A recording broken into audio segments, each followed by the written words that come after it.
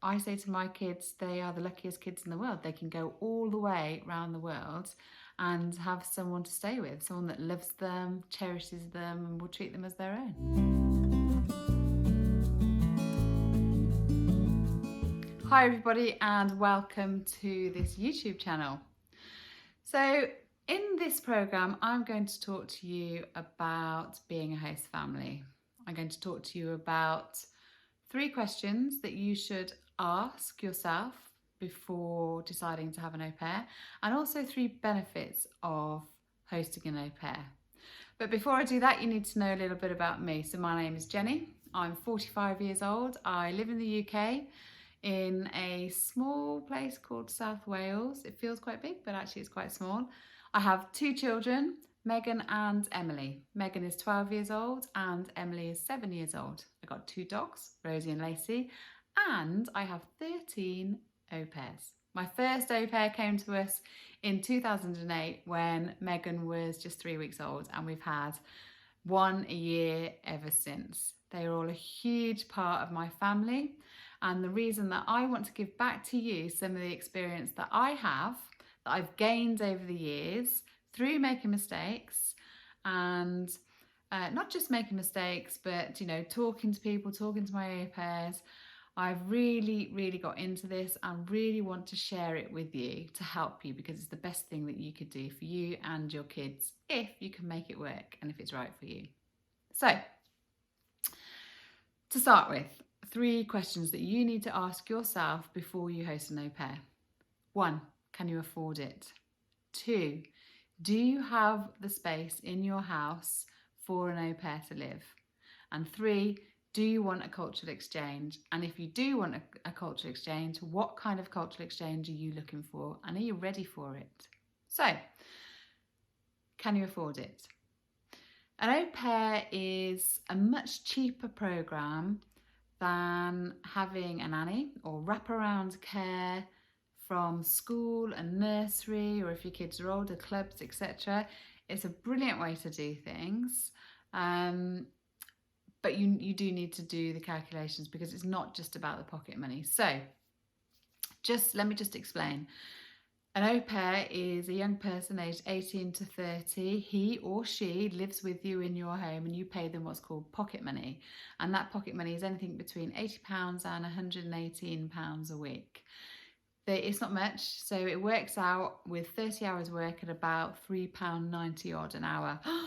I hear everybody going, oh my God, that's illegal. Well, it's not, because it's not employment. They're not classed as employment. If you pay them over £118 in a week, then it is classed as employment, and you then have to pay them national insurance and tax. So it's called pocket money. But what they don't pay you is board and lodge. They don't pay you to live in your home, and they don't pay you for food. You provide their food. So you need to factor that in as well. So it's around £450 a month, plus they live with you, and you need to factor in food. So you're feeding an extra person. 3 square meals a day, but obviously if you're like me, you want them part of the family. And I don't expect my kids to ask me every time they want some fruit or something. I expect them to just go and take it. So they just have access to the fridge, the freezer, and the food cupboard. As long as they are sensible with things and not having a 3-course meal every meal time, then they need to feel at home. This is their home. So that's the affordability side. Can you afford it? Second, do you have space in your home to have another person living with you? So if you're the 2.4 family, 2 kids, 2 adults, do you have a spare bedroom? You need to have a spare bedroom in order for your au pair to live. You don't have to give them a spare bathroom, so they don't have to have a bathroom of their own. My au pairs don't. They've shared our bathroom, and you set your own house rules, etc. around that, but they do need their own bedroom. They cannot go in with the children. Plus, are you able to live with somebody else? Are you able to have somebody in the house that isn't your child or your husband or your wife, and have them sitting with you, having a drink with you, eating with you, conversing with you on a daily basis. You know, sometimes it can get quite hard. Sometimes it's you want your own space as they do. So you need to consider that. If you're somebody that just likes to have your own space all the time, then possibly it won't work for you.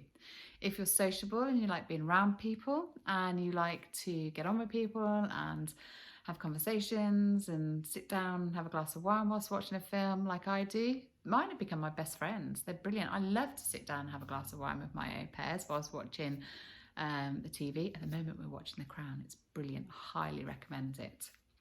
So that's another consideration. Do you have the space? And thirdly, do you want a cultural exchange? You're inviting a young person from outside of this country into your home to live with you, to help you look after the children, to cover unsociable hours, to help you with some light household cleaning.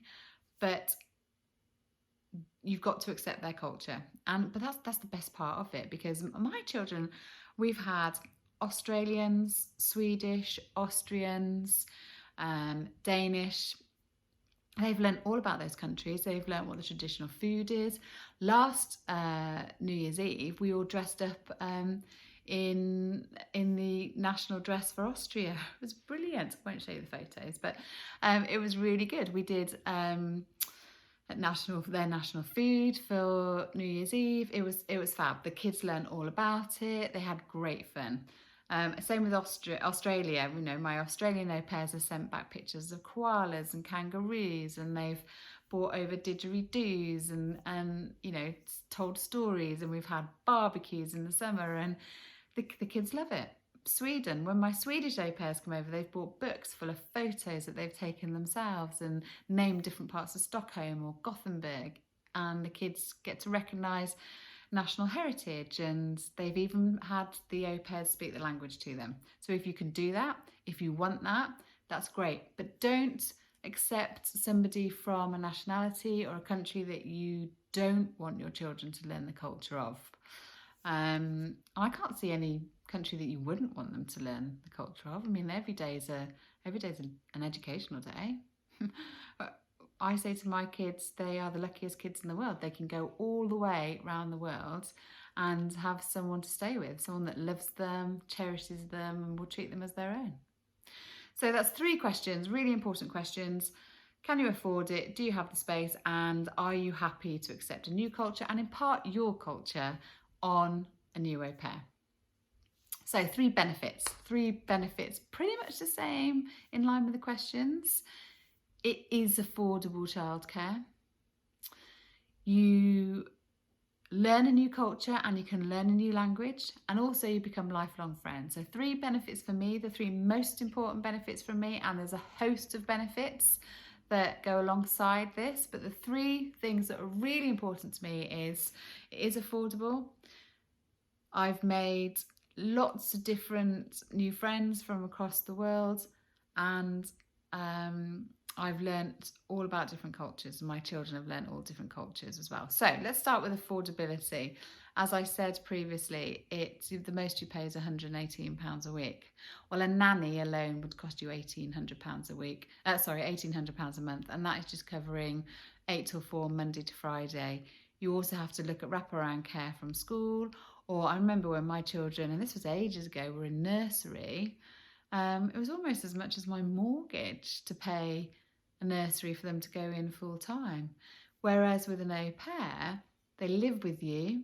I work emergency services, so I work really long hours, and I know that my children are safe, they're in routine, they're home, I don't have to call on friends to help me. My parents live hours away, and I couldn't rely on them to have the children, and there's no way I'd be able to afford to pay babysitters if I was called out in the middle of the night, or pay babysitters to cover unsociable hours.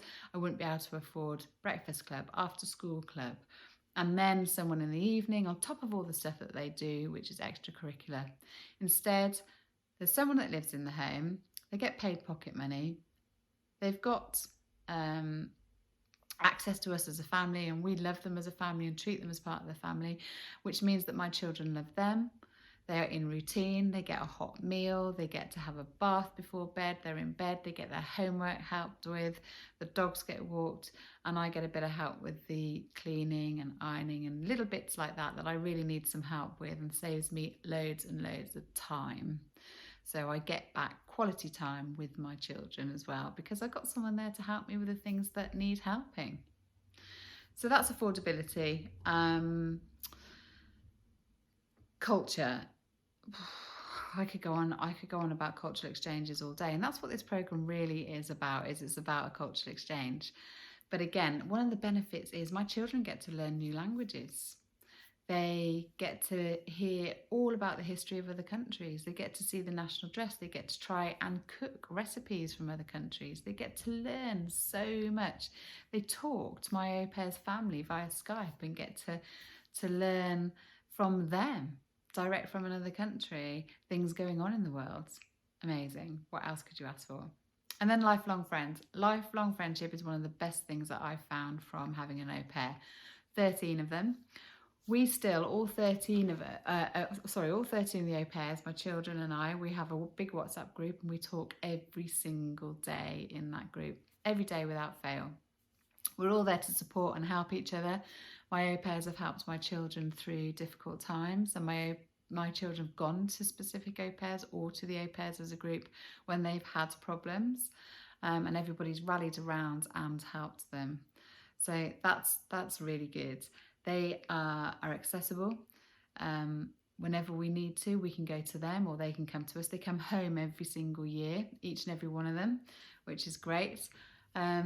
Sometimes they come together, so we have 2 or 3 of them at the same time. And every year we all try to get together to see each other. So last year we went to Gothenburg and had an Airbnb. All of us were there. And the year before we all went camping in Pembrokeshire.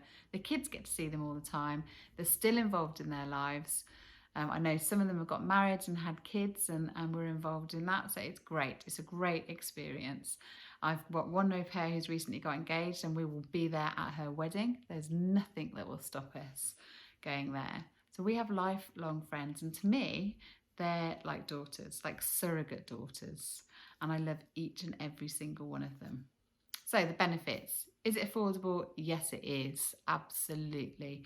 Do you get to learn a new culture and get to teach somebody our culture? Yes, you do. And that's amazing. And the kids go to school and they can impart that knowledge on their friends and their teachers and really impress.